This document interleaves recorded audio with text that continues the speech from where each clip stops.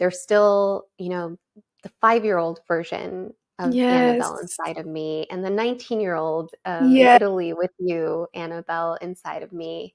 And there's a part of me that, is still Anabel in her 20s, but now I'm all of those things and more. Yes.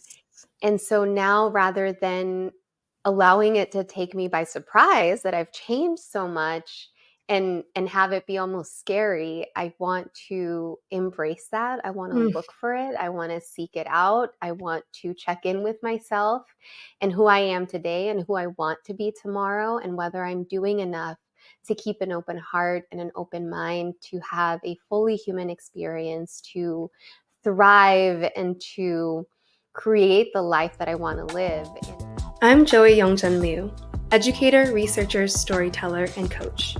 And this is Everyone Needs a Story for the Campfire. This podcast brings you impactful stories each week, drawn from my guests' lived experiences. You will gain inspiration, insight, new perspectives, and hopefully a sense of familiarity and belonging as we explore the themes that make us all at once uniquely individual, yet collectively human.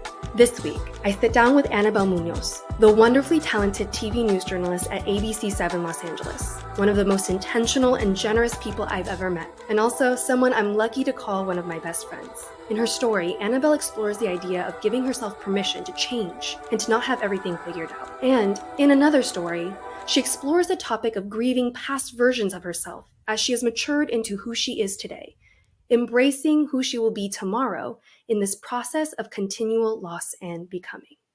Hi, everyone. Welcome back to Everyone Needs a Story for the Campfire, the podcast. This week, I'm sitting down with Anabel Munoz, news reporter at ABC7 Los Angeles.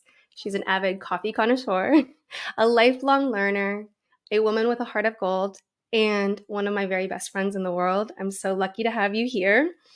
I'm so lucky also to have grown up with you since the age of 19 when we met in our study abroad program to Rome back in 2007.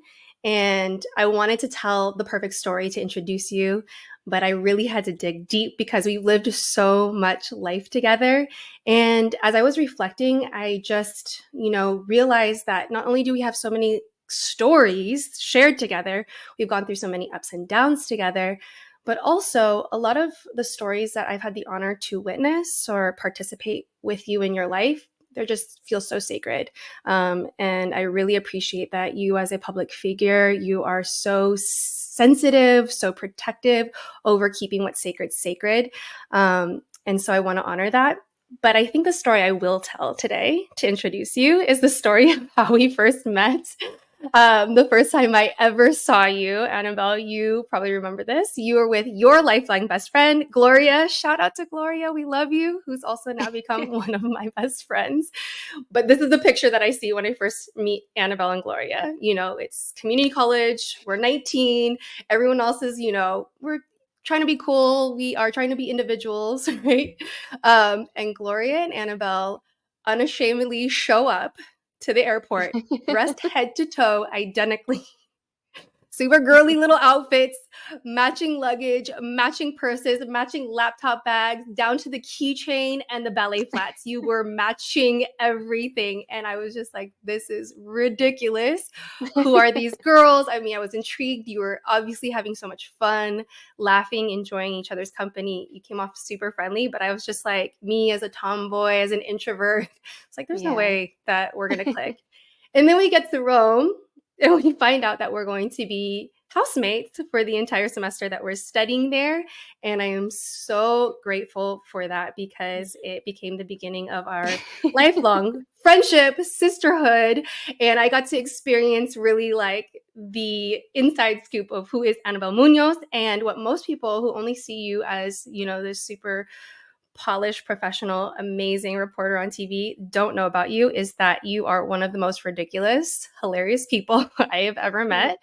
I have memories of you chasing Gloria through a what is it called? A movie rental store. Blockbuster. yeah, an Italian version of a Blockbuster with the ring. She's like screaming. We shared moments of twirling in public squares in Italy. Like, you just are so unserious. You just don't care in many ways about what people think. You live in the moment. You've taught me so much about having fun, and balancing that with also having a very serious and very ethical side to you, especially in the work that you do. So I'm just so honored and so grateful to sit down with you today. Welcome to my show, Thank Anabel. Thank you. It's so strange to be interviewed and to be interviewed by one of your best friends, but it's also like we talked about a really safe space. And then just really Mm, quickly speaking to your story about how we met. It's so funny that the way the world works, in bringing people together and ensuring mhm, that friendships blossom. Because I mm. remember you were like on the phone trying to get out of the house that you were going to live in with us because you wanted your own family. You were like, I'm here to learn and I don't want to be with these other two girls. They're like, not serious. I can't spend my precious months that I'm supposed to be fluent in Yes, learning Italian yes, with these girls who are here to take thousands of selfies and buy matching outfits, yes. which was such an But here unfair we are. assessment. Here we are Here we 15 years are. later. Here we 15 are. years, yeah. I think more. I think it's 16, 2007. 7. Okay. Yeah. I'm not going to do the math right now, but it's been a hot minute, and I wouldn't have it any other way. So thank you so much for Mm. being here. And my show is not, it's not as simple as an interview show, and I really want my audience, like, just to get a little bit of the inside scoop on this, I want to commend my guests for coming, especially my first few guests who are forging into the unknown without really a precedence. But I think in interview shows, there is a level of safety in that the host kind of like carries you through, guides you through with questions. And here, Mhm. because the concept of this podcast is centered on stories and storytelling, my guests have really had to do a bit of homework and preparation in coming here. And even if it's unscripted and, in many ways still an authentically shared story from the heart, there's been so much Yeah. deep reflection. And I just want to thank you for taking time out of your very busy life and very important profession to spend time with me here and to even put the time into preparing your stories that we're about to hear. So I want to introduce the first story that you have told me you will share, and that is centered on the theme of permission. Yeah, so permission, when I think about permission, I think also about freedom. And part of my experience with freedom and permission started unexpectedly, and it started with something almost superficial or maybe trivial, but in my experience, it was very transformative. When I started my career as a TV news reporter, I had this very clear idea of what I thought a TV news reporter should be like. And so maybe what she is supposed to look like, or what they are supposed to sound like. And so I tried very hard to fit this box. And I was very comfortable in that box. I felt like I was myself in some ways. And, somewhere along the line, one of the ways that I realized that I was trying to fit this box, and it, started long before the career, was my hair. Mm, So I wasn't comfortable in my natural hair. It's mostly wavy. It's not that curly, but I would straighten it. And that's how I felt the most beautiful and professional. And so at some point I had the desire to, what if I wear my natural hair on air? And I mhm, had one experience that was really negative where, before I worked where I work now, I was somewhere else, and I was essentially admonished for wearing my hair that way, and I was asked to continue straightening it. And I mm, just it made me sad. yeah. It just kind of discouraged me, but I accepted it, and I figured there's nothing I can really do about this. I am expected to look a different way, and I'll just keep doing that. And then years later, as I started working at ABC, I felt that kind of like gnawing again of, Mm, um, wear your hair, or rather than wear your hair natural, be who you are naturally. And yes. so that started a process of, okay, let me try to, be more authentic in that way. And it didn't necessarily, what that wasn't necessarily the goal, but I just wanted to feel comfortable in my skin, the way that I woke Yes. up and the way that I Mm. didn't have to change for someone else, right? Like Yes. I knew that my hair, I could style it and be professional, and it may not be what people are used to. But I wanted to be comfortable, and I knew that my work and my my work ethic and my work would speak for themselves versus the way that I looked. And so it was a very long journey. At first, I just didn't feel like myself. I felt like when I was on camera and my hair was curly, I didn't recognize that woman. I didn't think that she was beautiful. And Mm. I forced myself to continue that process, as uncomfortable as it was, Mm. because I wanted to love myself in all of these forms. Mm. And I didn't want my decisions to be guided by how I wanted to be perceived versus who I really am. And as a Mhm. storyteller, I want to be authentic um, in the way that I tell stories. Right. And so that just really started a whole process of being more authentic. It started with the hair, but it translated into so many other areas of my life, within my career and outside of it, and having that freedom and not seeking that permission. And really, there's so many other women and people who have paved the way, for reporters, for people on air to be their authentic selves, because this is true not just on camera but also behind the camera. Mm. And yeah, it just kind of started with hair, but as many people listening probably know and have experienced, it's so much more than that. Absolutely. Yes. And, thank you for surfacing your story and actually recognizing why it's so much more than hair. It's not just a hair story. It's not a superficial story. It's not really so much about the way you looked, but about who gives us permission, who holds the power over Mhm. how we validate ourselves, how we Mm. allow ourselves to show up in the world and in different spaces. You're right, it's so much more than hair, but I can imagine for someone in your position who has to be on camera every day and who has so many people's eyes on you and so many opinions about what you're supposed to sound like and look like and talk like and all these things, that pressure must have been so immense. You mentioned a little bit that this permission you gave yourself to wear your hair naturally and to actually just show up the way you woke up, right? To be naturally you, how that translated into authenticity in other areas of your life. Can you dive into that a little bit deeper and give us more examples of Mhm. what other permissions you ended up experiencing for yourself as you went on that journey? Yeah.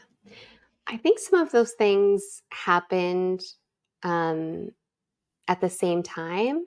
I don't, now that I think about it, I don't know if one caused the other. If Mhm. the hair component um, really triggered all of these other things, but it certainly, I think, gave me the strength to know that I have been authentic in this difficult area of my life. And so, if I can be authentic in that way, then I can be authentic in other ways too. And I Right. can check in with myself about what that means. And so, I think one of the other ways I have sought freedom is in understanding that, there's so much that I felt when I was younger that I had figured out. And when I came to the realization that maybe I didn't hold the same beliefs, or maybe I just had questions, um, whether it was about the world or about my faith, giving myself the freedom to be okay with not knowing some things and not putting anything in a box, and being free in the reality that who I am, um, is someone I'm becoming Mm. constantly. And as I started this process, much of it was in, you know, examining my faith, and where it was rooted and what parts were real to me, and where maybe I disagreed with things that I maybe believed in the past. And and that was uncomfortable. And so, I found the freedom to really allow myself to go through this process in large part by reading from other women, other theologians, particularly those of color who have charted that path and who have Right. shared their thoughts and who have been incredibly vulnerable in what that process was like.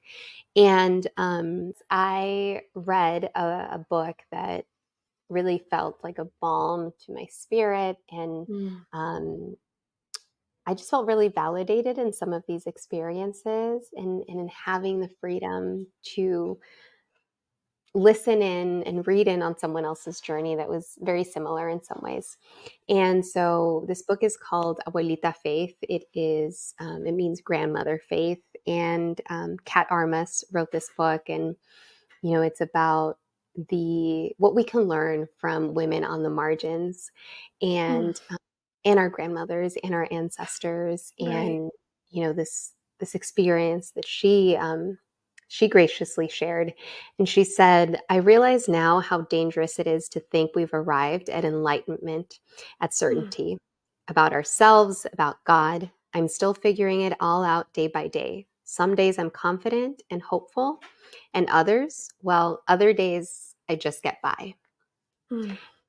And I thought that was so beautiful because, in many ways, in faith spaces that I had grown up in, it was about, having something figured out and following the rules, and not a whole lot of space for actually there's a lot maybe we don't have figured out, and that we're Right. learning Yeah. together, and um, that you learn in your experience and your relationship with the sacred. And so that was really freeing to read Mm. about that experience and Mhm.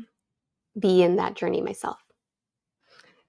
It's such a radical permission to accept and internalize that not everything has to be known all at once, right? That we Yeah. can be in these states of, I think the quote mentions like some days feeling really confident in what we know, and then other days feeling like we don't really have so much figured out. That permission, I think you attached it to freedom at the beginning of your story, and I feel like it brings it full circle. What Yeah. freedom it gives us just to be where we're at any given moment of our life, whether it's something outward presenting, like you mentioned, with our hair or appearance or how others perceive us, or really going all the way to the core of our internal soul, right? And Yeah. understanding, why am I here on earth? Why am I having the experiences I'm having? What am I meant to do? What is purpose and meaning for me, and not just me, but for the communities I intersect with and the entire collective of humanity? Almost, it feels like what I'm hearing in these themes that you're surfacing in your story. So thank you. What a powerful message to all of us. And I hope that anyone who's listening, who's struggled to find that permission within themselves, can maybe, that this story can help catalyze a little bit more Mhm. of that seeking within, that gives us so much peace, permission, and freedom to just be where we're at and continue on our journey one step at a time. Thank you. And I think that as you are sharing these memories and these reflections around growing and changing, even in our fundamental belief system and how we make sense of ourselves and the world, you're kind of now touching on what your second story that you've prepared for us today is going to be, and how giving permission to not know everything and to explore new ways of knowing also tied into some deeper emotions of grief or loss and mourning for you. Um, are you ready to share that story with us? Yes. So it's crazy to look back on the different versions of who I am and who I've been. And, in those early years where I felt like I knew everything, or at least I thought I knew everything that mattered. Mm. I thought I had kind of my foundation solid about my world and my about myself and my place in the world. Um, and then early on in my 30s, I experienced a lot of grief. I lost many of my loved ones, and that's an experience that I hadn't had before. Mm. I I experience grieving relationships with loved ones and relationships that were maybe just changing, and all while there's so much happening in the world, right? In the last 4 Right. years, we've all lived through so much grief together, Mhm. particularly starting in 2020. And so, now it's been 4 years, like almost half a decade of a really challenging time. Yeah. And I think those years changed me. And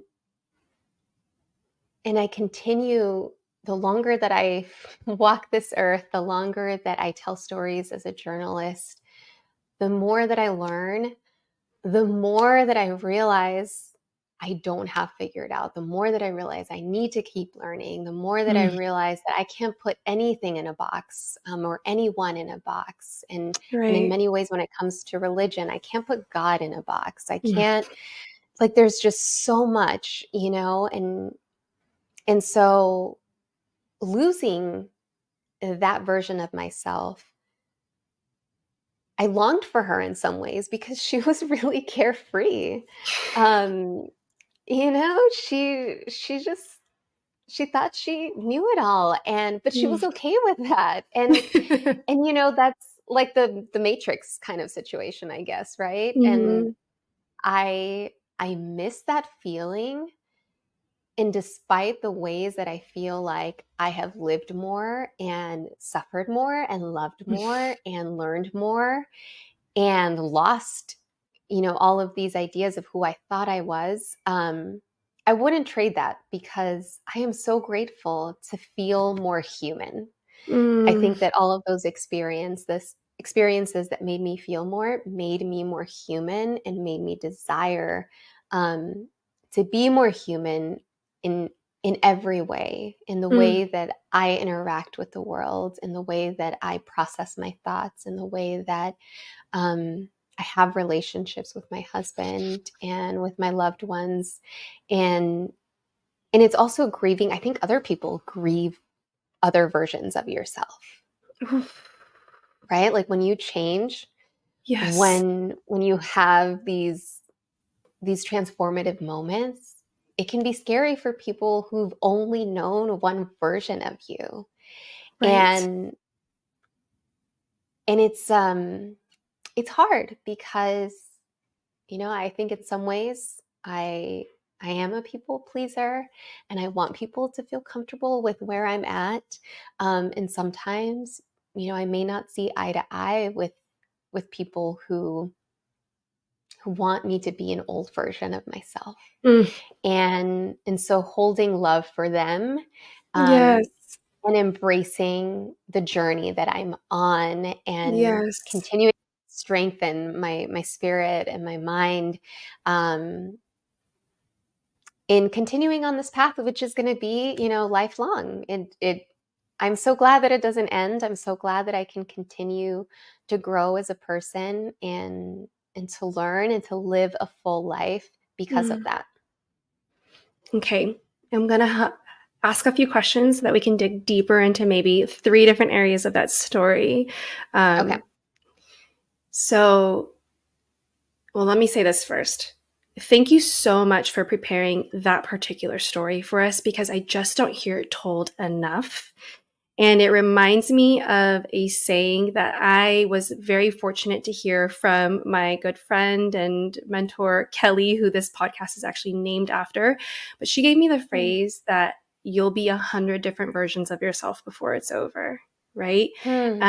And I think that was very freeing for me to know that I can live through these different phases. I can reinvent myself, or I can bring um, whatever new knowledge I'm gaining forward with me. But I want to acknowledge that in general, most of us don't hear this type of story enough to really give us the confidence to go through these different versions of ourselves with that full grace and permission, and to also give space for the grieving and mourning that goes along with it.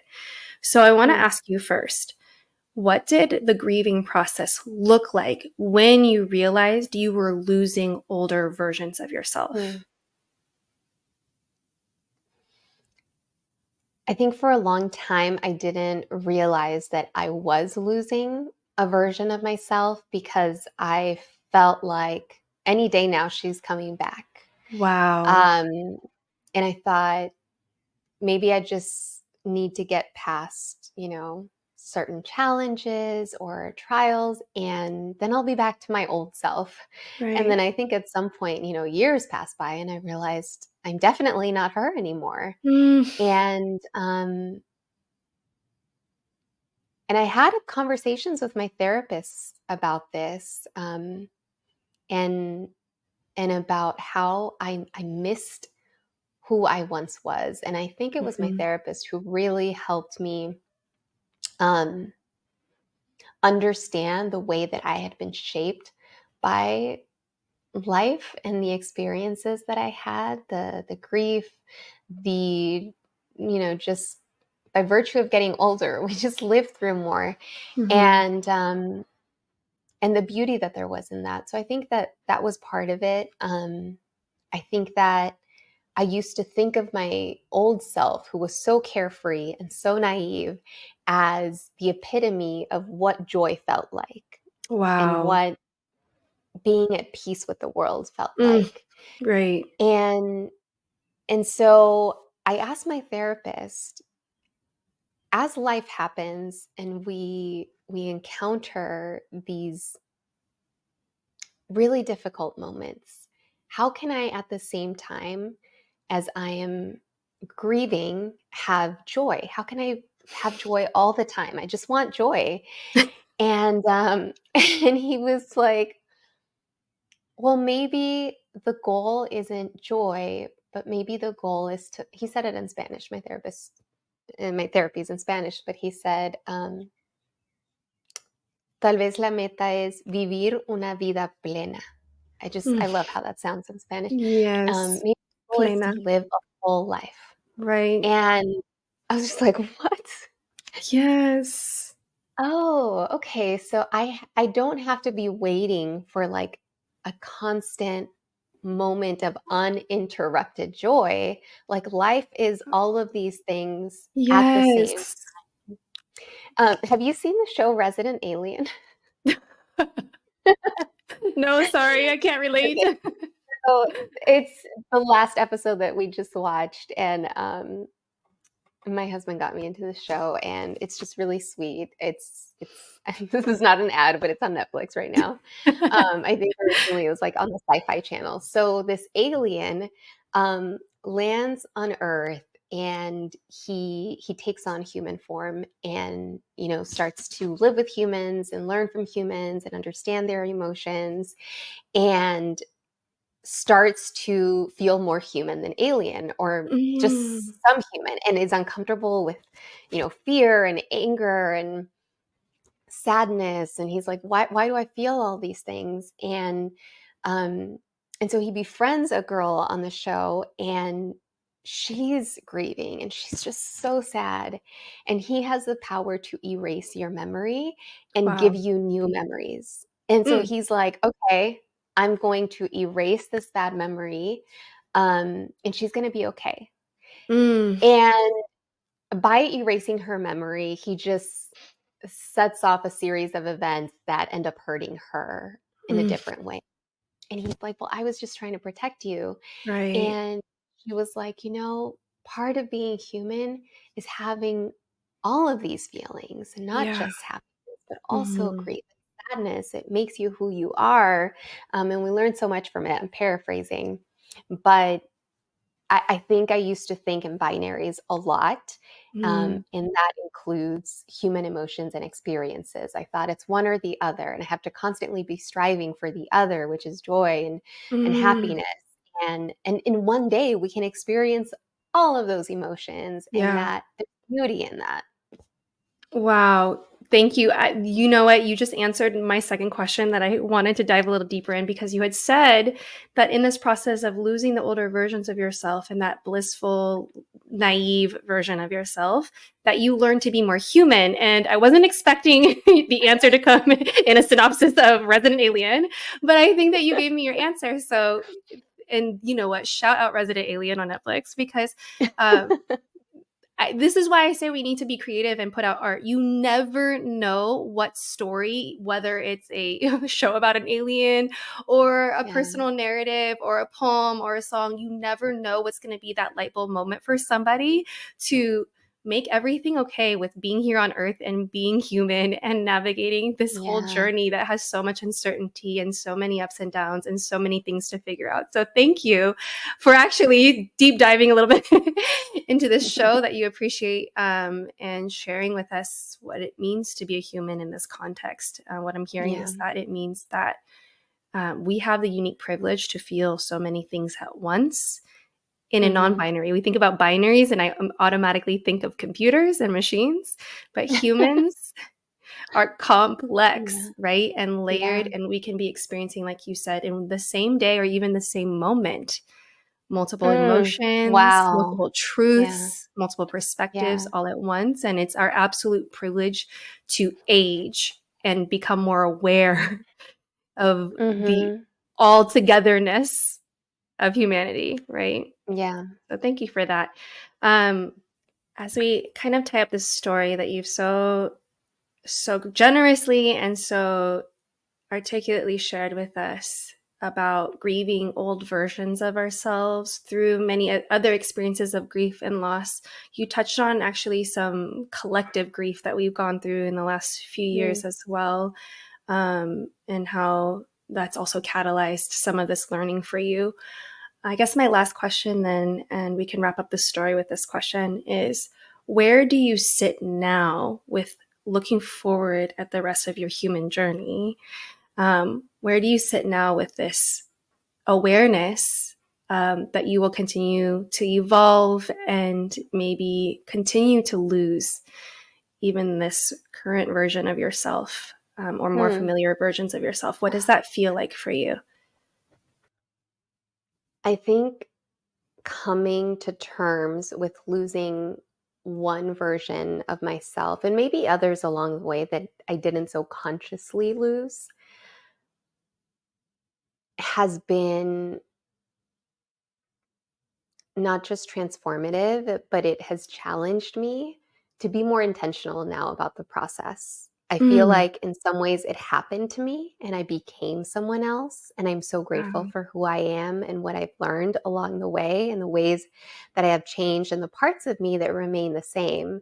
There's still, the 5-year-old version of Annabelle Yes. inside of me and the 19-year-old in Yeah. Italy with you, Annabelle, inside of me. And there's a part of me that, is still Annabelle in her 20s, but now I'm all of those things and more. Yes. And so now rather than allowing it to take me by surprise that I've changed so much and have it be almost scary, I want to embrace that. I want to Mm, look for it. I want to seek it out. I want to check in with myself and who I am today and who I want to be tomorrow and whether I'm doing enough to keep an open heart and an open mind to have a fully human experience, to thrive and to create the life that I want to live. And, I think you've done that mm, incredibly well. And you've set the example for being in tune with yourself and what your heart is calling out for. And the fact that you picked up and moved home, and started an entirely new life and did something that most people are too afraid perhaps to do um, at maybe any stage of one's life when you're comfortable or uncomfortable. But I desire to have that, to be so in tune with the world and the way that it speaks to me and who I am created and meant to be, that I'm mm. constantly looking and listening and taking those leaps of faith, whether it means moving somewhere else or whether it means picking up a new hobby or exposing myself to different experiences, being uncomfortable, going on a hike, like all of those things I think can be transformative. And I want to seek them out. Thank you, Annabelle. That was such a beautiful response.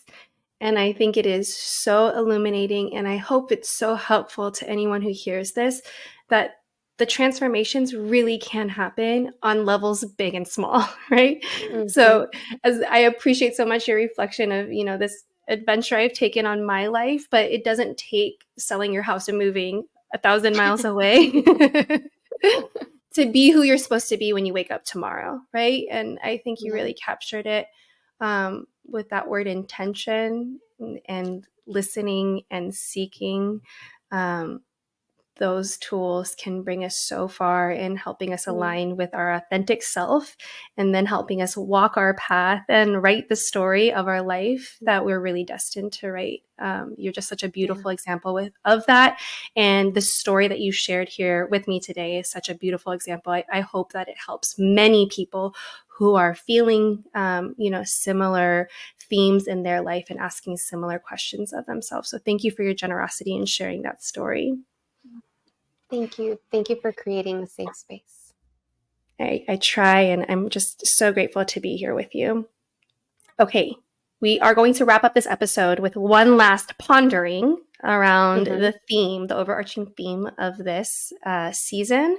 I've invited guests with me this season who all have experience with sharing stories to an audience, stories that reach, right? So Mm. even though I believe every single one of us is a storyteller and we all have a story to share and we all engage in sharing of stories in our personal life, some of us have taken story sharing a little bit further and shared stories with complete strangers on a wider platform. And you, of course, choosing the profession to be a TV news reporter, live and breathe this every day. So what does sharing stories that reach others and reach strangers, what does that mean to you?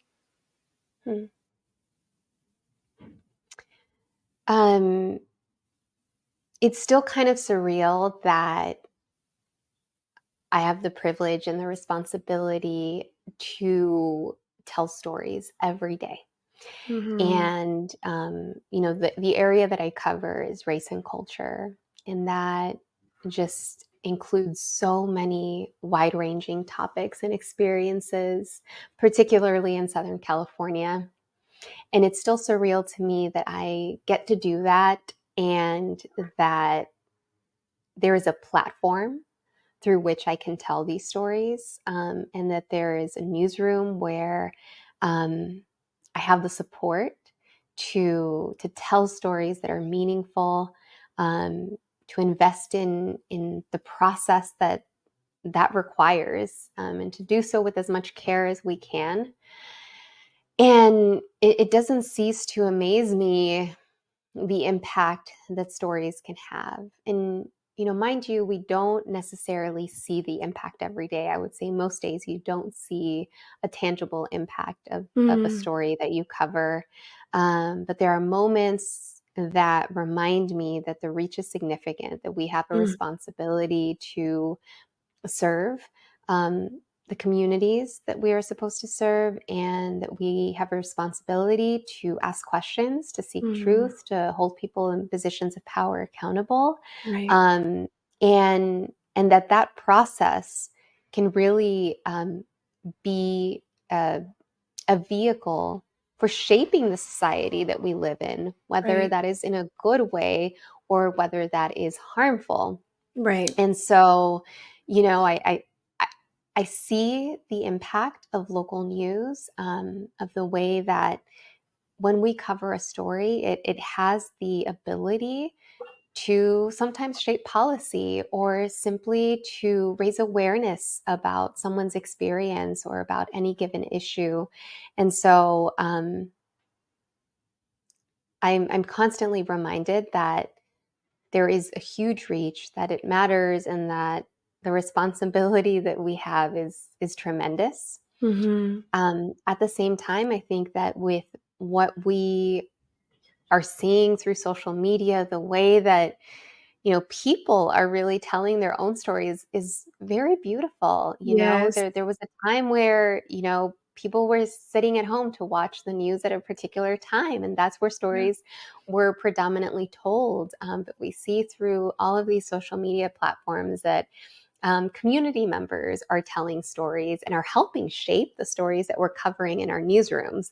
And so there's this beautiful relationship that we can now have because of that. Thank you so much for that insight. It's such a unique perspective because so few of us are TV news reporters and have that experience.